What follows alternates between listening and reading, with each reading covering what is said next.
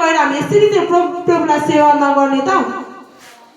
हामी यसरी नै स्वर्गमा गएर पनि प्रभुलाई महिमा दिनुपर्छ हामी यसरी नै स्वर्गमा गएर पनि प्रभुको आराधना गर्नुपर्छ प्रभुले बोलाउँदै पो हुनुहुन्छ त अनि के भनेको छ यहाँ भस्म गर्नेछ